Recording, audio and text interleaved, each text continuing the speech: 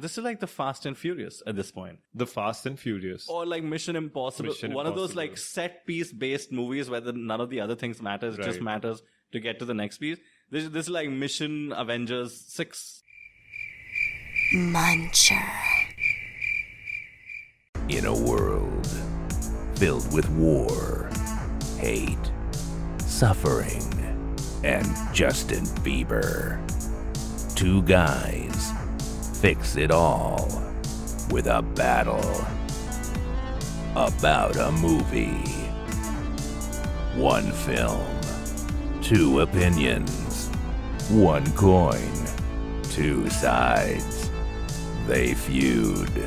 You decide. It's time for Film Feud.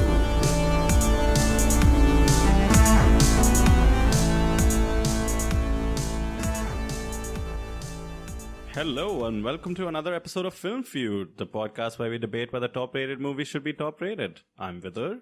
And I'm Vikram. Hey Vikram. What's up, dog? How are things going? Excellent, man. How about yourself? You ready for this feud? I'm ready for every feud. This is gonna be a big one. Why so? Well, because the movie we are feuding today is none other than the cinematic event of the year, Marvel's Avengers Infinity War. Oh, you seem to be like really in love with this one. No, what makes you say that? I just called it a cinematic event. That it was. I think every movie is a cinematic event, isn't it? Oh, philosophy. Well, this one was 10 years in the making, if you count the MCU starting in about 2008. And it's about 18 movies in the making. So, safe to say, it's an event.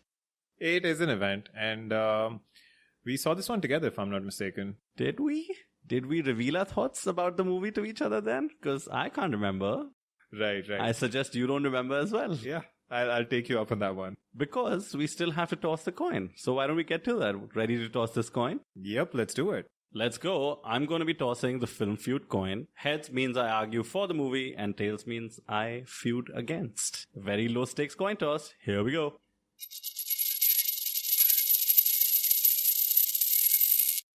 I got tails. You did get tails, which means I got heads, and I'm so glad I did. You actually did not get heads. That's not how that works. I tossed the coin, I got tails. You got no heads. I might not be angry right now. It just seems like I am. I got tails. You're so upset, dude. You're so upset I'm right against now. the movie. Okay. Firstly, can we just take a moment and realize that this movie should not be on the IMDB top 250? You're so upset right now. I love it. I'm not. Nobody can see me, so there's no reason to I can call see me you. out. I can see you. I am A Marvel fanboy. trepidatious about this one. Trepidatious. Because I remember watching the movie and having a Hard decent... Perhaps. I had a decent time at the theater, but the fact that this movie is on the IMDb top 250 makes no sense. And let me remind you, that's what the podcast is about, whether the movie should be on the IMDb top 250. I think a second viewing might do me a lot of good in terms of figuring that out. Yeah, try your best, man. This one's going to be so much fun for me. You know what? I bet it's going to be fun for me as well. Should we get to it? Let's go watch the movie. Let's go watch the movie.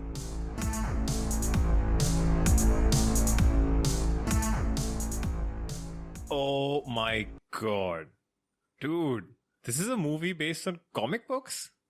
On comic books? Stop it. Are you serious, dude? Stop it. Don't even pretend, firstly. The ultimate. Don't ask The ultimate fantasy popcorn stretch it within the realms sort of movie, dude. Okay, you're already granting me that it's popcorn, stretch it, whatever the hell you just said. Uh-huh. It's not a movie. It's a cinematic experience. Okay. Yeah, what about the bait and switch? This is half of a movie. This It's is called part 1 for a reason, right? It's actually not called part 1. Boom, nailed you. Aha, you lose. No, they bait and switch. It was going to be called part 1, and then Hollywood went through this phase where part 1 wasn't getting much love. Every time a movie was called part 1. It's not named part 1, but you knew it's like the first part. I did not. It was called Avengers Infinity War. You thought this was going to be it. Yeah. Being and the Marvel fanboy that you are, you thought this was going to be the only movie. I knew this wasn't going to be the only movie. It's common knowledge it wasn't. I avoided spoilers. I had no idea. It's so disappointing when the movie ends and it's just like, oh, this is basically like intermission. Now you gotta wait 2 years. Just broadly, that's like my broad overall point here. I feel Bait that and switch. Fake marketing, I feel fake like, news. Just to jump in here, I feel like that alludes to your stupidity more than anything else. So you shouldn't highlight that more.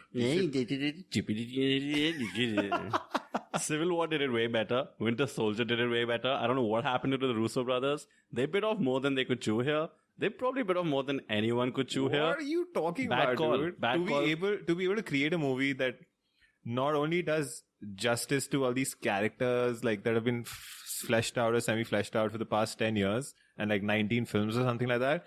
And on top of that, to create a film that has these layers, which is like grounded in reality and human emotion, on top of characters that have been plucked from comic books of all things, dude. These guys are. Why do you keep geniuses. looking down on comic books? Firstly, comic books have a lot to mine. I love comic books. I'm saying I've never been a fan of the MCU or whatever the films Marvels have done, except till maybe Civil War. And then I realized that Russo brothers, they're renegades. They don't want to do it like it's been done before, because what people, worldwide audiences, not me, but what worldwide audiences love about these movies, the whole general hero falling, rising from the ashes, action. I never was a fan of that. So I didn't like most of the MCU movies until like Civil War came out. And that made it actually feel like a movie. And these guys took it to like 3 different levels with this one, man. I love Civil War and I love Winter Soldier, which are the 2 that the Russo brothers directed.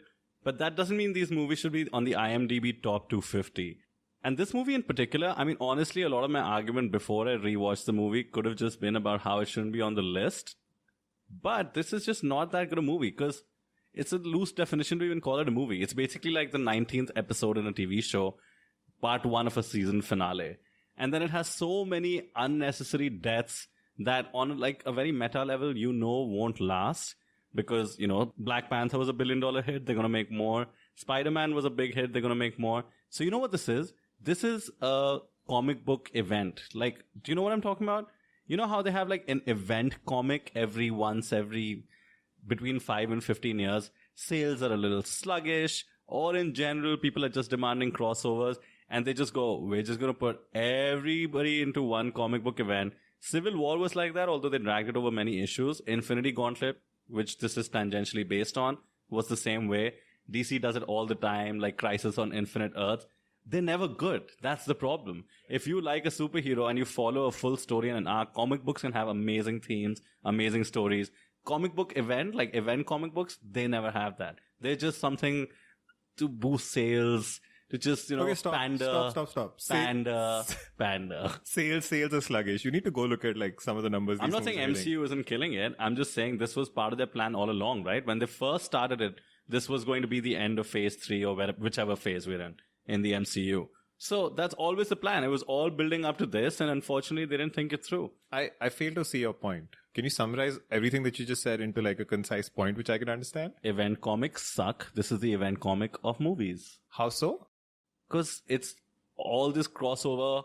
Like a lot of the heroes and the characters, they don't fit in this movie. The Guardians are so useless in this movie. And the tone clashes. Except everything relies on Gamora's story arc in this movie. Yeah, but the tone clashes, right? Like these guys have had 2 movies that are completely different in tone, thanks to James Gunn. And they're thrown into this hodgepodge biryani meets pasta mess of like a movie. And it doesn't work. And I want to eat biryani from where you've been eating a biryani. Yeah, it's clearly like the MCU's version of that. Just to add to that, it's just not 2 tones, right? There's so many movies. Each movie almost has its own tone. What Taika Waititi did with Thor, and Guardians, obviously James Gunn, and Iron Man, the way it's been going. So and Doctor Strange, of course. So it's a mashup of all of these tones. Exactly.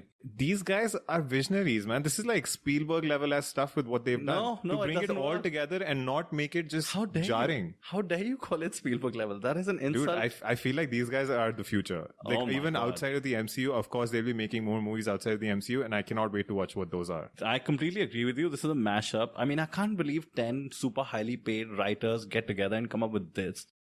This is like the Hum Saath Saath Hai of movies, where you just throw in a lot of like actors and characters. Except if Hum Saath Saath Hai had 10 movies or 10 years of movies before it where you fleshed out Saif Ali Khan and Salman Khan's characters, then maybe yes. But that's what I'm saying. I like those movies. I like Thor Ragnarok. I think Taika Waititi killed it with Thor Ragnarok. Completely changed the tone. Boom. Infinity War opens. They've rendered the whole movie useless. I hate it. I hate it when sequels do that. The whole point of Thor Ragnarok is for him to save the civilization of Asgard and bring it onto the ship. Except Movie opens. Yeah. Oh, no, look, the movie was kind of useless. Sorry. I mean, that movie firstly ends with Thanos' ship just coming next to Thor's ship. I didn't like Thor Ragnarok too much. I didn't like Guardians 2. I only like Guardian 1 because the humor and the way they presented that humor was very refreshing. I'll be the first to admit MCU movies, the humor is very overstated in them. It's not fun. It's very forced. This movie also had that in parts. Thor calling Rocket Rabbit all the time, like 6-7 times it happened. So it's always there, but Quippy, quippy, quip, quip, quip. That's the MCU movies in a nutshell. okay, quippy, quip. I quip, you quip, we all quip. Give me money. Dude, man, you can't even talk about box office numbers, dude. This movie destroyed it. Biggest opening weekend of all time, if I'm not mistaken. 11 days to hit $1 billion. That's mad. Yeah, I mean, I contributed to that as well, and I feel badly about that now. Take my money, dude. Take my money. The thing is, like, Ragnarok and Guardians are interesting because I don't enjoy cosmic Marvel that much. I enjoy, like, Avengers, Earth-based stuff, and this has been true of the comics as well. I wasn't the biggest comic book reader, but you know, like the cosmic, the Skull Kree, you know, the Thor going to his own planet and all that. I mean, Thor's not from Earth, so all his stuff ideally should be. Yeah, he's not a god, he's an alien, right? And so everything now in the MCU is like aliens who speak English for some reason. But anyway, so I don't enjoy that. Jesus. I mean, come on, dude. Is this how this feud's gonna be? I just want to No, it's not. I could tell you like 20 things. But anyway, Okay. that was a side point. But it's a movie for children, firstly. Do you admit that at least? No, not really. I'm not a child. I enjoyed it. You're a man-child. It's a Sure. movie for children and man-children. All right. And Whatever that means. women-children, just not to leave them out. Everyone has a child in them, Vidur. Sure. But it's also, this movie unfortunately has taken Winter Soldier, which was like a spy thriller. Awesome movie. Civil War, which was an event in itself, but because it was the first of its kind, it was just so fun to see all those people on camera and fighting and introduction of Spider-Man. Good story too, though, right? Because it was Captain America versus Iron Man. So that was the crux of the story. This is just like this is like the Fast and Furious at this point. The Fast and Furious. Or like Mission Impossible. One of those like set piece based movies where none of the other things matters. It just Right. matters to get to the next piece. This is like Mission Avengers 6. In fact, I like Mission Impossible 6. I shouldn't even compare to that. Fast and Furious and Mission Impossible. So basically your plan of action is think of franchise, insert Avengers into franchise and make fun. I'm actually going to talk about a point which might give you a little bit of ammo. It's more along the lines of who did it better. Yes. And in my mind, and I know you'll wholeheartedly agree with it, it's Watchmen. Of course, Watchmen did it better. Yeah, so it's Nothing in the MCU compares to Watchmen. this movie comes pretty damn close. You okay? Are you feeling feverish? I didn't see that coming. I can't believe you're reaching so high in an attempt to I'll win tell you this. why. No, please. Once you're done fake Please. laughing, we can First- talk about it. First, give me a minute. That is the Alright. most, as Rocket Raccoon said in Guardians of the Galaxy 1, it's real. It's a real laugh. That was hilarious. This feud is now over. Nobody listening to this can ever take you seriously again. You just compared Avengers Infinity War to Watchmen. And you know what? The biggest travesty of all time is that Watchmen is not on the IMDb top 250. That is surprising. and That this is very, movie very is. surprising. That just goes to show. goes to show what? Everything is just flip-flopped. Flip-flopped. Somebody's been messing with the reality stone. Okay, let's stop now. Why I brought up Watchmen was this theme that's present all across Watchmen, which is basically the reason the events in Watchmen happen, is because of their own form of a population bomb at the end of the day, right? Ozymandias feels that people on Earth need a sort of a fresh start, and that theme is broadly played out in the Avengers as well. That's why Thanos is doing what he's doing. So the way these movies tread on these themes, which are obviously very polarizing, they're talking about killing literally half of the people in the world or the universe, and they actually don't make it comic booky at all, even though they are derived from comic books. It's pretty impressive. Really, they don't make it comic booky. The last battle is like heroes fighting it out against giant alien spaceships. Unlike Watchmen, which is just like a mind I'm not talking about the climax, the fight sequences, the scale at which the movie is shot. I'm only talking about these two prevalent themes in both the movies. That's why I only compared them. Obviously, that's the only point of comparison between these two movies. Otherwise, they're completely different. Watchmen's obviously you're hurting me every time you compare it. There is no theme in this movie. The theme Watchmen only marginally greater than Avengers Infinity War. I'm going to slap you in the face. I'm going to reach across and just slap you in the face for saying that. There is no point of comparison in this movie. This movie, that's like comparing Jimi Hendrix to Justin Bieber. No, it's not. It is. This movie, Infinity War, is like a pop song. It's like super popular, 11 days to $1 billion, blah, blah, blah. But then it's not real cinema. It's not real cinema. Music. Define real cinema. Real cinema is like, you know, all those international movies that I watch to impress people. That's real cinema. No, I'm kidding. I mean, like, Winter Soldier is a good standalone movie. I didn't like the Winter Soldier. I don't know why you keep talking about it. Winter Soldier is widely considered one of the best MCU movies. Considered or not, I like Civil War. I didn't like Winter Soldier that much, and I love this movie. But this movie is, firstly, it's not standalone at all. It's very unique in that way, right? Like, they're not even trying. It's like the 19th or 18th entry in the MCU. And killing half the heroes in this movie was just like when they kill Superman in Batman vs. Superman. Equally empty and meaningless, and you know they're going to come back, and it's just unnecessary cliffhanger. You were talking about this earlier in terms of, oh, we know they're coming back. Obviously, they're coming back. They made it. It's no secret that they're making. They've already sanctioned a new Spider-Man movie, a new Black Panther movie. So you know those characters are coming back. Exactly. It only makes me curious in terms of how they're going to come back in part 2. Like, what's the story there? How they're going to stitch it together? I can't wait to watch that. So you're admitting that when they killed off a character, the only thing you're curious about is how they're going to bring them back. AKA, everyone Superman. knows. The Russo brothers themselves have said they're coming back. It's not a secret that, oh, they're not coming back. Oh, will they? It's never. Forget what the Russo brothers have said. I mean, when you're watching the movie, the whole crux of the finale is that they die, right? That's the heavy hitting thing. No, the crux of the finale is not the superheroes dying, but half of the population of the universe dying. This is the problem, man. This is the problem of introducing time travel in a movie, which I guess started with Doctor Strange in the MCU. As soon as you do that, you are approaching the whole Harry Potter Prisoner of Azkaban death trap. Once there is time travel in the movie, in the universe that you're trying to create with the movie, there is no coming back. It's never going to be that good. I mean, Doctor Strange should go kill Hitler, you know? And he should also go back to when Thanos was a baby and just kill him. Like, there is no rule that tells you how the time turner or whatever, what's it called? The time stone, the eye of Agamotto or whatever. He should just use that. After saying that he shouldn't use it in Doctor Strange, he used it pretty freely to go back like 20 minutes. So that's it. It just renders the whole plot irrelevant. He can't just do that. He can't just go 40 years back, kill Hitler and come back here. He can reverse an instance of time or a period of time when it happens. He can't just like be like, oh, Hitler was a bad guy. Let me just go kill him. Pop. No, but that's all we know. All we know is that he can at least reverse time the way he did at the end of his own movie when he reversed like the destruction of Hong Kong. So that was one instance where he reversed That's my point. If he wanted to kill Hitler, he'll have to reverse all of 40 years till when Hitler's there. There are no rules, and some might say it might be worth it, but let's not get political. There are no rules. That's my point. There are no rules. Once you add time travel, it's over. Like all these this is exactly why Rick and Morty stays away from time travel.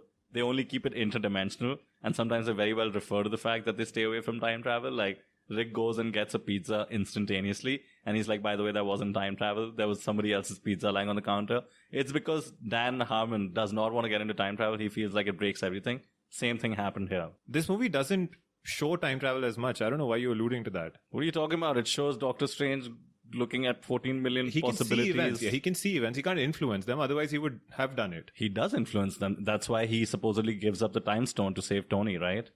That's influence. But that's letting an event unfold. So he has 14 million events that he sees. He knows that one works. So he's making sure the actions he takes are towards that one. It doesn't mean that he's going I think that's ahead. Influence. He's not time traveling. He's viewing. There's a difference. He's not Terminator where he just goes like 40 years of 100 years in the There's different kinds of time. This is it's somewhere between Hold the Door, Hodor and Terminator. It's somewhere in between. You can just say whatever and it'll fit here because there is no types of time travel firstly. Of course there are. There are types of time travel. Please elucidate. Have you seen Primer?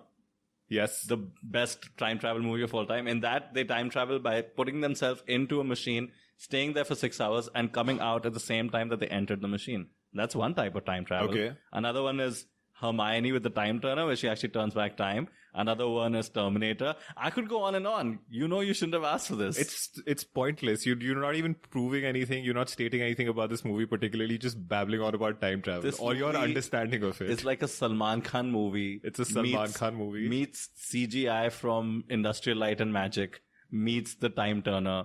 Meets other random action movie tropes. I'm a fan, bro. I don't know what you're talking about. These guys are so good, dude. The Russo brothers. I just want to ask you one question. Only? Only. Are you sure? Yeah. You dare not ask me anything else. Why is Gamora? Why is Gamora? I did crack up when that was said. Some of the quips, I mean, the Marvel quips usually work for me. I would say that Marvel quips have about like a 50% ratio of hit and miss. Would that be fair? No. No, don't try to argue for this movie. What about in general? Across the MCU? I actually think they have a lower ratio of hitting. Okay, great. And except for Guardians 1. Guardians that 1 had a positive ratio, in my opinion. I felt Ragnarok had a bit of a positive ratio. I don't know. I thought Ragnarok was like a little overdone in terms of... It was overdone because it was trying to be a comedy movie. So they went pretty hard. But I thought the ratio was pretty good. Probably Deadpool, though it's not an MCU movie, obviously has a good ratio. This one, not so much.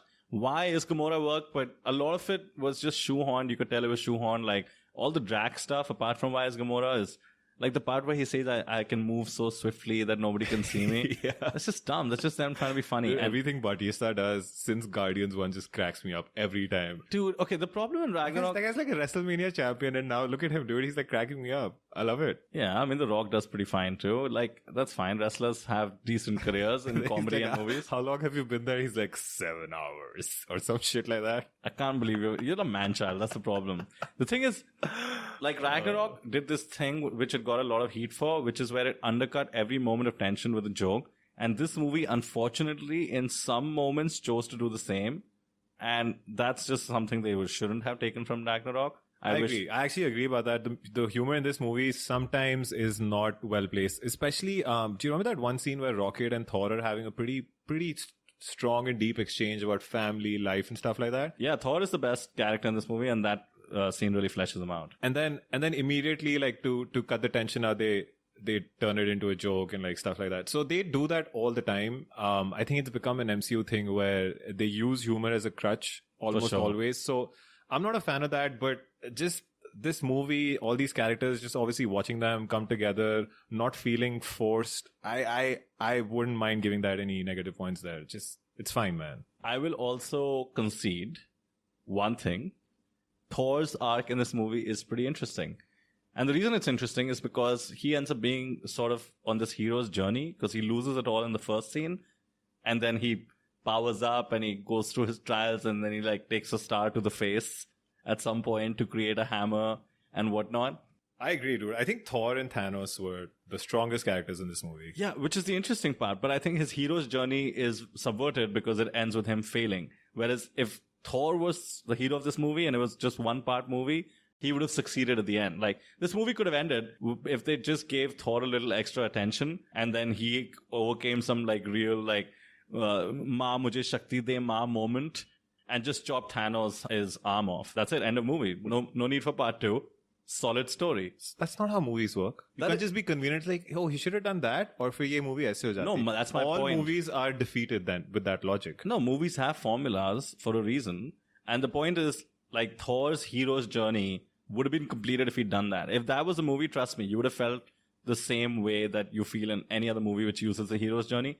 Instead, turns out it was Thanos' sort of like villain's journey all along. So I will concede. Thor was well fleshed out in this movie. Even better than Ragnarok, which turned him into a joke. And he loses it all and he comes back and he still doesn't win. I found that interesting. You know what? Now that we're talking about Thor specifically, why don't we just take out a little time and talk about each of these characters in this movie? There was this really interesting video that the Russo brothers did where they spoke about the movie only from the point of view of all of these characters and what those characters were going through, what reasons they had about showing them a certain way and stuff like that. So I found that pretty interesting and very informative. And I think that influenced a little bit about how much more I like this movie after the second viewing especially. So let's just jump into that. Sure, I don't mind. While we're on Thor in that case, can we just talk about the opening scene? Firstly, I mean, we can talk about each character. Some of them are not as important as the other. And I group Loki into the ones that are not important, although people like to pretend that he is. He dies. No one cares, right? Yeah, pretty sure. Yeah. I mean, they'd probably love for you to think that he's not dead because of the past history of Loki's character dying and coming back. But this one Like kind of 4 times, by the way. Yeah, this one kind of seemed final though. So I'm not a fan of. I like Tom Hiddleston. I'm not a fan of Loki, the character that they've made in the MCU. So I'm kind of glad He that was the he's best gone. villain in Marvel, supposedly until Thanos. But I'm guessing we'll get to Thanos. So while we're talking about Thor and his merry group of friends, Hemdall, good old Idris Elba. Thor's best friend, apparently. Yeah, I know he mentions that randomly in the movie. I had no idea. And what does Hemdall decide in his last breath? To send Hulk back to Earth and somehow make him land exactly where Doctor Strange is. Okay, great comic book movie. Why not send Thor? Why is he sending Hulk at all? How does he even know Hulk? You can assign like 1,000 reasons why he did that. Why would he save Desperation, time, saving time, whatever's happening, the only thing he could do. Why would he save Hulk? He's and not half Thor? dead. He can't reach. Whatever, man. How does all of this matter? It doesn't matter at all. Typical. Him reaching Doctor Strange exactly. Yeah, no shit. He can do that. He can send people where they're supposed to go. So whatever. Typical fanboy. Just forgive every fault. Just follow your cult This is leader. not even a fault. Kevin Feige being your cult leader, and you're just gonna excuse anything that's bad and just love anything that's good. This was a big issue, but okay, fine. We'll get This back was to not Thor. a big issue. This is the stupidest nitpick I've heard you do on Film Feud in general. Okay, fine. Thor. I already conceded I like his the haircut. arc. That's a Ragnarok thing. Yeah, I like it. Do you like it when he jokingly tells Captain America in the middle of the big beard? finale? He's like, "Oh yeah, you got a haircut," and then he says, "Oh, I see you copied my beard." I didn't like the particular dialogues used for that exchange, but I like that they had an exchange in that moment. That was nice. It's a very Marvel thing to do, right? Okay, now I already conceded the arc. Can I just say, I was so disappointed that when Thor once again magically lands on Earth, I don't know where they summoned the Bifrost again, lands on Earth. Badass scene, because he's returned, you think he's the savior, this is all part of the arc that you think he's having, takes his new hammer, goes into the sky, and the immigrant song wasn't playing. They were playing the shitty Avengers overused theme. Led Zeppelin's expensive, man. You don't know what. This is a $400 million movie. It is what it is. It would have been so good. It would have redeemed like Every scene in So every much. movie, in every possible whatever arc would be enhanced if immigrant song plays behind That's not true. That one scene, especially because it mirrored Ragnarok, it was Thor's coming to just glory. Oh my god, that scene left an immigrant-shaped hole in my heart. I'll also tell you why that song wouldn't work for that scene is because, do you remember that scene clearly? I do. He comes back and then I know exactly what point you're talking about where the immigrant song should play. It's when he jumps up in the air and everything turns blue and his eyes are like full of lightning. Just like Ragnarok. Yeah. So that scene actually is so short that to have the immigrant song loop behind it in the background would not work out because it would be over before Of course it would. I was imagining it working out. It left the hole. You don't know music. Dun, dun, dun, dun, dun, dun, dun, dun, dun, dun, dun, dun, boom. No. Boom. Everybody destroyed. Boom. No, then the song's over. It doesn't work that way. The song doesn't have the effect. The song has to go for at least 10-15 They seconds for it wouldn't to have have the the effect. exact same footage if they had the song, but the song is the key. You're agreeing with me, is the point. I'm not. I'm agreeing with just the fact that how good the song is and it can just work with absolutely every action sequence out there. But to not have that song for that one sequence is, why are we talking about this again? Okay, fine. Can we move on? Because we can't spend so much time on Please, let's every move character. on. I don't know. What are you talking about, dude? Because there are like 1,900 characters in this movie. It's overcrowded. Not everybody gets an arc. Only Thor gets an arc. So let's move on to the shitty ones. You want to pick one? Pick them out of a hat. I don't care. I guess Hulk. What a bitch. What a little bitch. Gets his ass handed to him. I in the beginning of the movie. at a cosmic, like, god level. Yes, he Talk is. about an arc, dude. Like, it's the opposite of Thor, basically. Got the ass handed to him. Gave up the rest of the movie. I was actually glad that we got to see so much of Mark Ruffalo. Ew, I thought he did a terrible job acting in this movie. Most of the time he has his face tilted like this, and he's just either spouting some exposition or just being like, huh? There's an Ant-Man and a Spider-Man? Huh? We broke up like the Beatles? Huh? He just has that one dumb expression. Huh? What, Tony? Huh? Huh? And then after that, he's like the loser who can't really operate the Iron Man, like, Hulkbuster suit. So then it's just like, come on, Hulk, come on. Oh my god. Can you do that, again, please? Huh? There are 6 Infinity Stones, huh? I've seen it, Tony. I've seen it. Thanos is coming no matter what, huh? Oh man, that was so much fun. Huh? I don't even want to talk about Hulk anymore. I think that was just like hilarious. It's done. There's nothing to talk about. He's a little bitch. Little bitch. You missed everything that they were trying to shoot for, man. What were they trying to shoot for? Please do explain. They showed the human side of Hulk. They showed that they're actually two characters, that Dr. Bruce Banner and Hulk are actually two different, completely polarizing individuals, and how they're all living together in this one body. The Russo brothers spoke about this in that video I told you about, and it actually sheds a lot more light in terms of what Banner was actually going through then.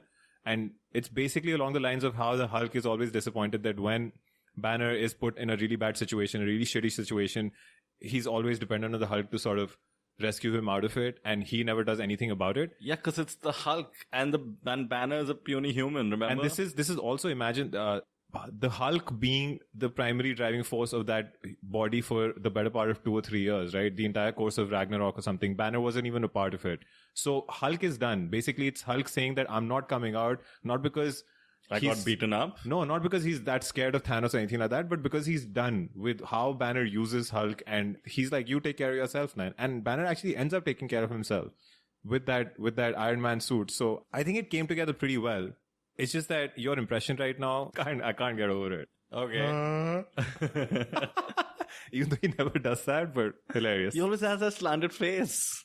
I think he's a great actor, just generally. Mark Ruffalo, I think he's really, really good. Yeah, he's good in Spotlight. Spotlight, this movie is not, my friend. It is not. I actually loved him in Shutter Island, side note. Do you remember that movie? Can we move on to the next character before we get distracted? Oh yeah, let's do it. Speaking of green characters, Gamora. She is the most, quote, fierce woman in the galaxy, unquote. Are you effing kidding me? She would probably lose to Black Widow in a fight. What makes you say that? Everything that they've ever shown Gamora do, what is she capable of? Martial arts barely. She's like a green belt. No pun intended on the color of her skin. Just because they don't show any of her backstories, especially during the time she spent with Thanos by his side, destroying the world and becoming the fiercest woman in the galaxy, doesn't mean that she's not. Are you actually saying that she is supposedly the fiercest woman in the galaxy? If Thanos says she is, then she has to be. It's just we haven't seen her in wars and battle. We've seen her up against the wall, about to die, and the most she can do is like kick and punch and be green and be hot. What's your point? I don't get it. You're hating on her because she's green. No, I'm hating on her because she's called the fierce woman in the galaxy, and it's like her character, and what she does in any movie doesn't live up to it at all. She's not the most fierce woman in the galaxy. She might be the dumbest woman in the galaxy. She does so many dumb things in this movie. Why does she even go to Thanos when she has universe-ending information? Why didn't she go with the other guys too, like with Thor? Because they wanted to go to Thanos to stop him. And she chose to go with them. How would she have stopped him? She can try. That's all she can do. You think she buys into the fact that she's the most fierce woman in the galaxy? She actually believes she could stop him? Probably, man. We haven't seen her fight. Like, she got that title of fiercest woman in the galaxy when she was... dumbest woman in the galaxy, we will call it. And okay, her arc in this movie was more emotional than based on her physical strength or anything like that. So that's what they show throughout this movie. The whole Soul Stone scene where she's actually mocking her. That scene is so dumb. Why is she mocking him? Like, first she happens to be there conveniently when the Soul Stone needs a sacrifice. It's clearly set up that she's going to be the one to be sacrificed. And then she starts mocking him that, oh, you will fail because you didn't love me. Turns out he loved. You will fail because you don't love anybody. And you're supposed to sacrifice someone you love. So she's like, you don't love anyone, you're dead. That's it. And turns out Thanos is capable of love after all, and he cared. Thanos has some layers, dude. And the fact that she asked Peter Quill to kill her, make him promise, and then he comes out and they're having a convenient conversation with Thanos holding her before Thanos turns into bubbles. That whole sequence was so dumb. All because Gamora was dumb. I don't know what you're on about, man. I think Gamora's arc in this movie was pretty well put together, and the fact that we saw a lot of Gamora and Thanos' interaction and how it heavily influences Thanos' characters, I really liked it. And that ends up affecting Peter Quill in such a strong way. He just goes crazy, and like they almost have Thanos, they're almost taking the gauntlet off his hand, and he just couldn't hold his race together. Oh my god, so dumb. Are you going to defend Star-Lord in that scene? I know there was a lot of hate in the internet for that scene. A lot of hate, yeah. Because they're like, like that everything could have ended and stuff like that. But it just, all he cares about is Gamora. He doesn't care about anyone around him, anything else, whatever's happening. All he cares about is Gamora, and Gamora's gone because of that guy. So obviously he's going to go batshit crazy on him. Okay, these aren't real people, right? So somebody's writing this. So making that writing the fulcrum, the thing that actually turns the tide in the villain's favor is so stupid. And that whole sequence when it's happening, like Mantis is on top of him, right? And she's calming him down. Mantis used to put Ego, the living planet, like a god, what Peter Quill is 50% off, to sleep. And when she's doing to Thanos, Thanos is like, oh, my Gamora. It's just such a bad scene. Mantis used to put Ego to sleep because Ego willingly let her do it, firstly. That makes a big difference. But that scene where conveniently, it's like, when in Bollywood movies or sometimes Hollywood movies like The Prestige, when the villain is shot and he's dying and he's just like, and then he like managed to say everything he wants to say. So in this, like, Thanos is being calmed down. Those people are trying to pull off the glove. By the way, they should chop his arm off. They have lasers. Doctor Strange has that portal creating thing. Chop his bloody arm off. Jesus. Anyway, no, they're trying to physically pull it off. And Peter Quill is like, where's Gamora? And he's like, my Gamora.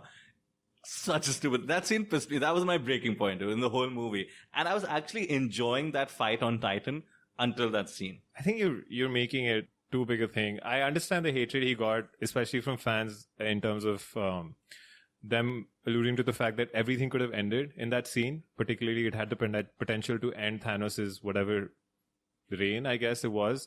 But I completely understand why Quill reacted the way he did. Because it's very evident in terms of not just this movie, but everything Guardians 1 and Guardians 2 had, was that that's all he cares about. So the way, for him to react that way it feels fine. I don't mind that at all. Thanos being able to respond, I don't see why that's a point as well, because firstly he's a Titan, and on top of that he has all those Infinity Stones, so that adds to his power. So he's actually a very, very powerful being at that point of time. To be able to suppress him the way Mantis does, and then obviously these guys holding him down and stuff like that, obviously he's super strong. So him being slightly conscious in that situation is whatever, man. It's there. Like I said earlier, man, Star-Lord was just not a fit for this movie. And what we haven't brought up is that there are too many quippy, similar characters in this movie. All the Marvel heroes tend to be similar. Doctor Strange, quippy, guy, like self-made magic wizard. Iron Man, yeah, Peter they're Quill. two alphas, man. Yeah. Yeah, and Thor. And they all play off each other in a very similar way because it's kind of like the same writers coming up with it. It's like not different people's creations interacting with each other interestingly. It's like the same set of writers making them say a similar thing. It just strikes a flat tone.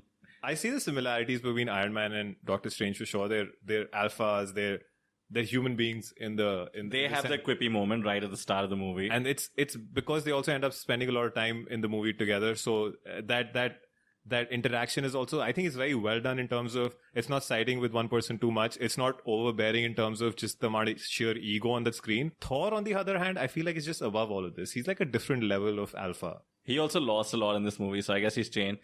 Also, Doctor Strange and Iron Man both have like weird facial hair. Like those guys are kind of like the same person in the MCU. And then Peter Quill and Iron Man have those moments. Let's just talk about Iron Man, right?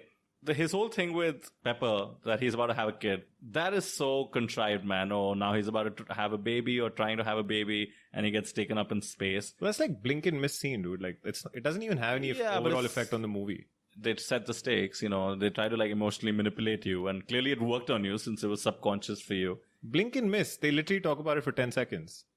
Okay, forget even Iron Man, the character or whatever his arc is, I actually couldn't care less. His suits are getting more and more ridiculous in every movie. I love it, dude. You love the suit in this movie? I love his suit. I love Spider-Man's suit. Oh my god. Okay, you know what? I will concede the Spider-Man suit. The Iron Spider suit is awesome. Oh my god, dude. I'm so glad I didn't watch a trailer. I feel like they must have shown it in one of the trailers. I'm sure they would have. I didn't watch a single trailer, and then when it happens on that ship in space, I was like, what? But the Iron Spider suit actually made some sense. It was in line with the previous movies.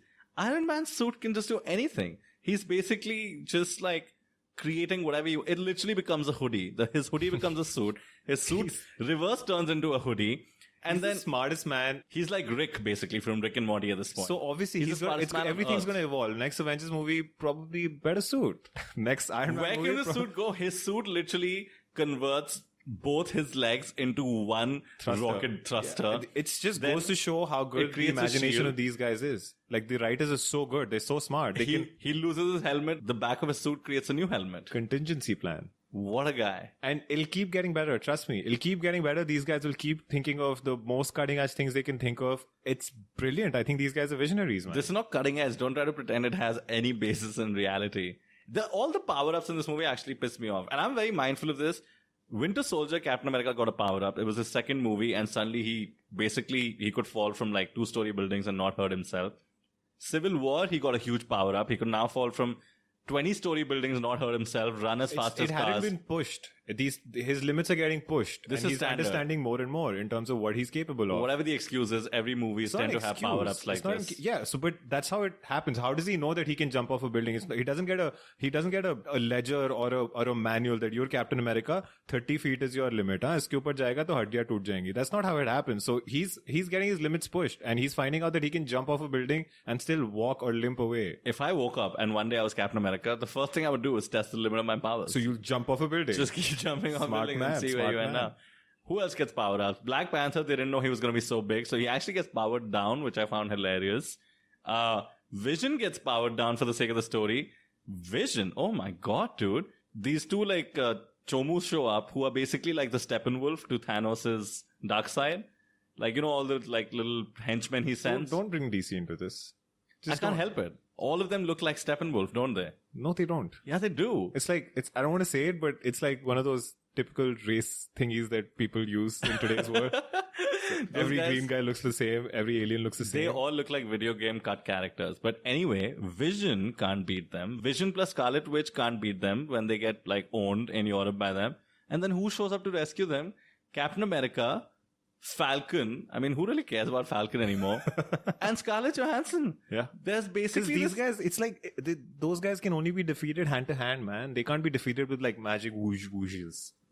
Firstly, the fact that Scarlett Johansson can defeat someone, or Black Widow can defeat someone, who Vision can't, is the dumbest power down ever. Vision just like flies around with this like bzz, bzz. These guys need hand to hand, bro, hand to hand. That's why Captain America and Scarlett Johansson like Muay Thai, Brazilian Jiu-Jitsu and that, dude.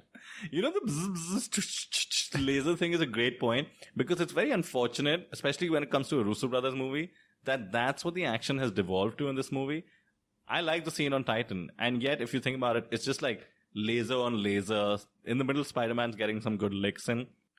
In Winter Soldier and Civil War, it was all like hand-to-hand badass. Very little use of those like typical shaky cam quick cuts. All the action in this movie is all like laser fight, superhero power, flying fight. But understand the scale of the fights, man. It's not on Earth with mostly humans fighting each other. It's actually gods. Exactly that in the finale. But it has aliens, it has Thanos, it has all these people who are not human beings, who have all of these powers. So you can't expect them not to use it because Winter Soldier had only hand-to-hand combat or something like that. That makes no sense. It makes it a CGI fest. It makes it like the finale of Wonder Woman. Very well done CGI. Another DC reference to show how shit this movie is. Wonder Woman? Did you just say Wonder Woman? Third act of Wonder Woman. I think the CGI was very well done. Like, look at Thanos, man. He's a blue-looking thumbhead dude, but with a nutsack for a chin, which I'm happy to say they actually call out in the movie, because otherwise I would have been thinking about it forever. I agree, dude. The fact that they made that weird-looking thumb blue dude just be the character that he was, that was my first impression when I saw him. I was like, who the hell is this? Again, not having seen any trailer, I think I saw like an image of Thanos, like Josh Brolin as Thanos. Firstly, Josh Brolin. Props. So I feel like we've reached the part where we talk about Thanos. Yes, we are already talking about Thanos. Okay, so you like his look. I didn't mind his look. Have you seen all the hot daddy Thanos memes going around, by the way? No, I have not. Because he has that look where it's just like this, big, bulky guy that very often gay people tend to like. There's like a subcategory of like a genre of people that like popular in the gay community.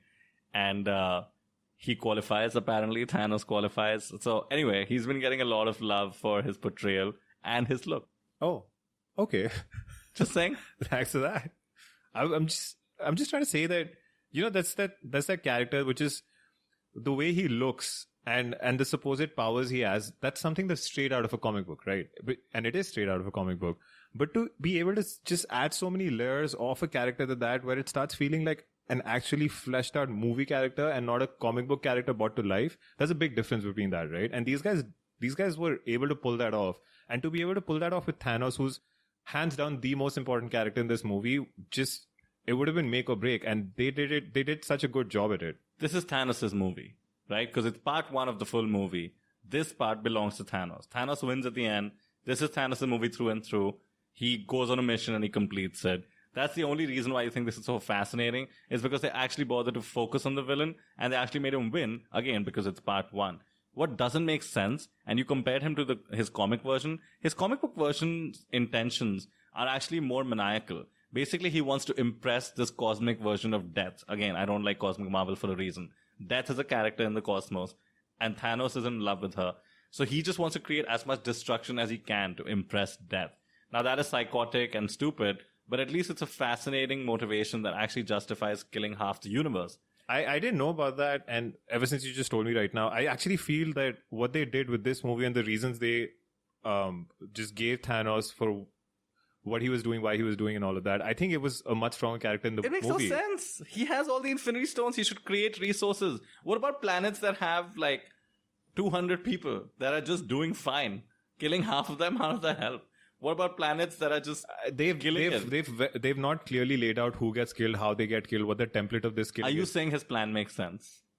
I'm not saying his plan makes sense. I'm just saying that to be shown as a ruthless killer, right, from the get-go, and then for his story to unfold, like the reveal that he actually loves Gamora, he wants civilization to survive. That's the biggest reason he's doing it and not ruin itself, sort of like what Ozymandias was doing.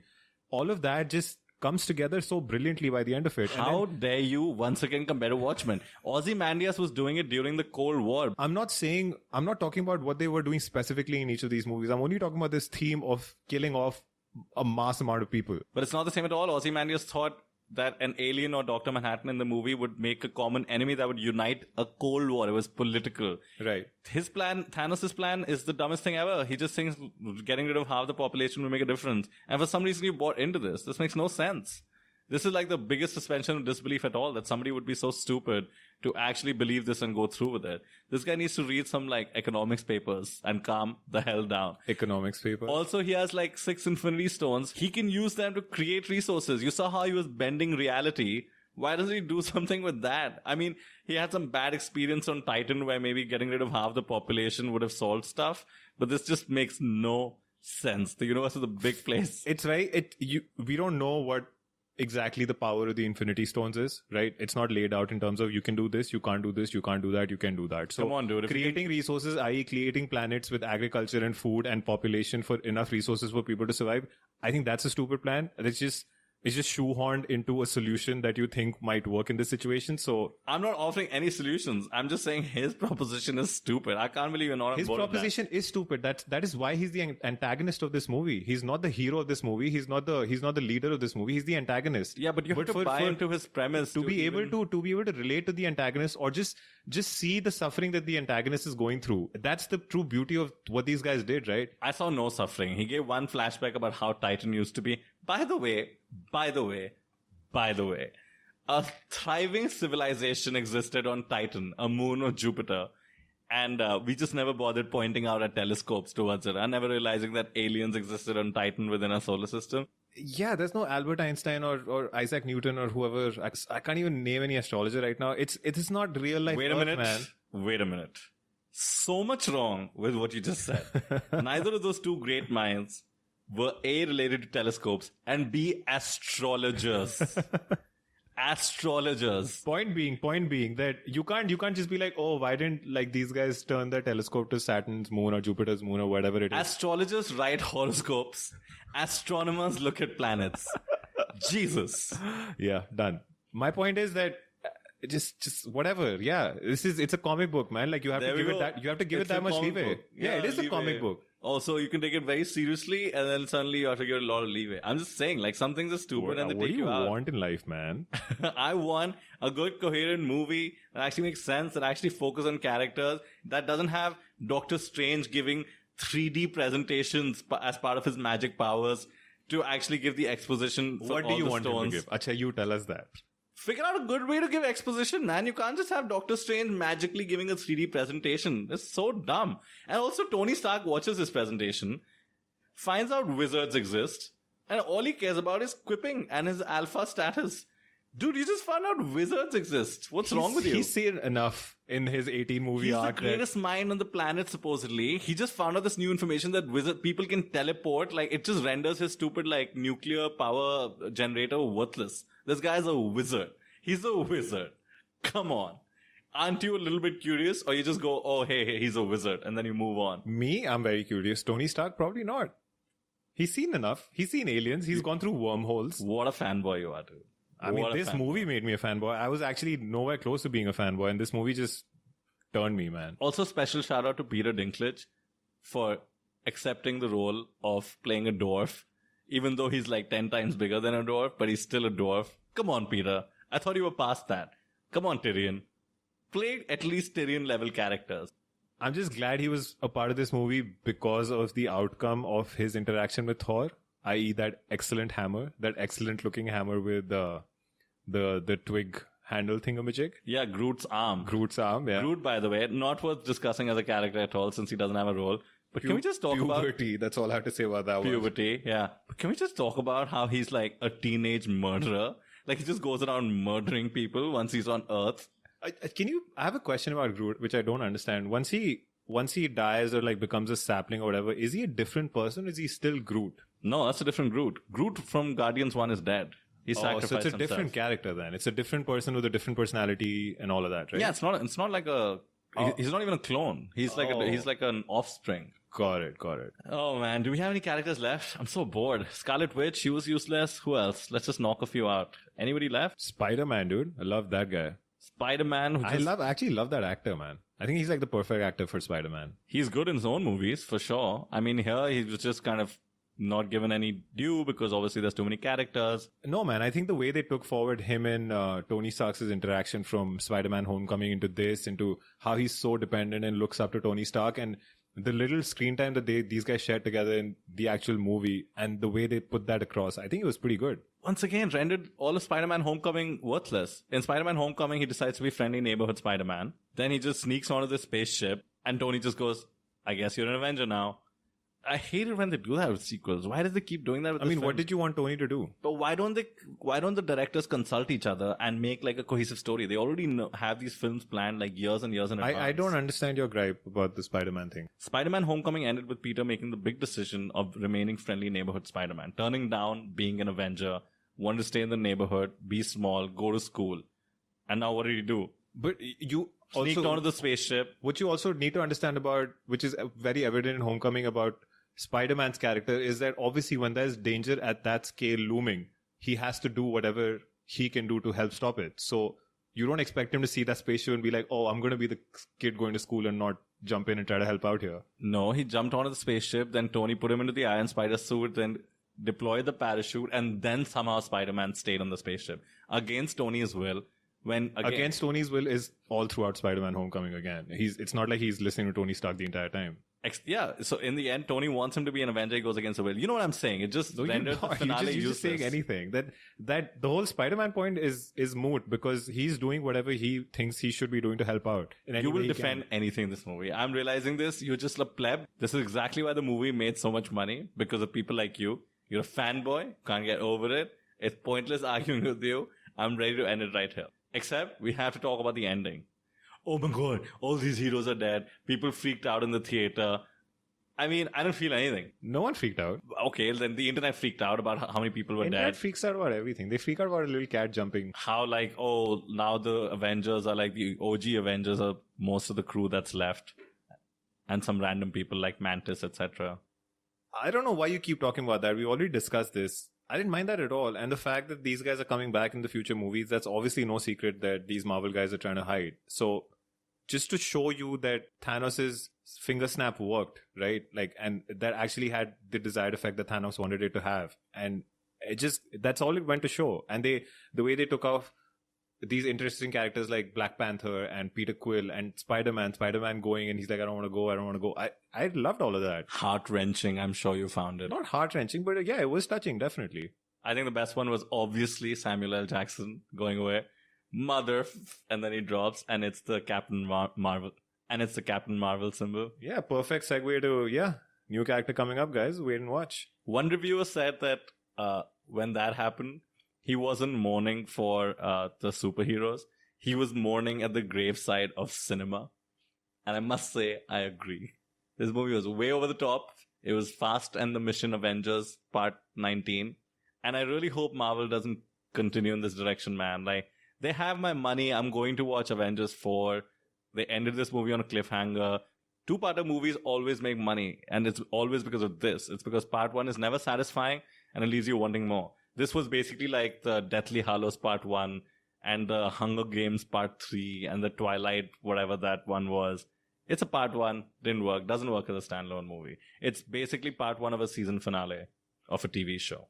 You know what I'm worried about? I dislike most of the 19 or 20 Marvel movies that have been out there. At least 17 of them. I can easily say that I really do not like them at all. What I'm worried about is what these guys have created with this movie. They've peaked. I don't see any way of topping what they've done here. And that's what I'm worried about, that this is going to maybe start the decline of the MCU as it is. Because Avengers Part 2 cannot be better than this movie. No movie that they come out with can be better than this movie. And Calm the hell down. I'm serious, dude. They have not peaked. They have. I don't see how it gets better than this. They could just improve this movie by adding Hawkeye. Where was Hawkeye? I'm so glad Hawkeye wasn't. I in this missed movie. Hawkeye. You missed Hawkeye. Yeah, and Ant-Man. Ant-Man, yeah. I like Ant-Man. I like Paul Rudd as an actor as well. But Hawkeye, dude. Hawkeye's he's been like, great. He's the most whatever character in the entire MCU. No, in Age of Ultron, he ends up actually adding the groundingness, if that's a word, Whatever. to the movie. Everything. He's the most whatever character literally in these movies. This movie was like watching Dragon Ball Z with superheroes. That's it. It's an action movie with action scenes that makes very little sense. And I love Fast and the Furious, but that doesn't mean it should be on the IMDb Top 250. And it doesn't mean that Fast and the Furious 19 will be good, which is what this movie was. Okay, Mr. Fast and the Furious Mission Impossible. Shut the hell up about all of that. Which movie do you think can replace this movie in the IMDb Top 250? You know, I actually haven't come prepared with this answer today. And it's very easy for me to say Civil War and Winter Soldier, maybe even other MCU movies. Obviously, Watchmen, as we discussed. But since often we like to name movies that have similar names, without even watching this movie, I will suggest that Avengers Infinity War should be replaced You can't do that. by the Ramanujan movie called The Man Who Knew Infinity. You can't do that. You can't just replace a movie with a movie that you haven't seen. Why not? There's no rules. Just like the Infinity Stones in this movie. Plus, it has the guy from Slumdog Millionaire. How bad could it be? It's about Ramanujan. It's probably awesome. Okay, And a better candidate than Infinity War for the IMDb. Even Top though you've 250. never seen it. Even though I've never seen it. That's just weak, man. That's just really weak. Just like the characters in this movie. I could do this all day, but I think it's I'm getting tired, dude. to quote Thanos. Yeah, I am too. And to quote Thanos, or to paraphrase Thanos, this feud has taken its toll. So why don't we end it here?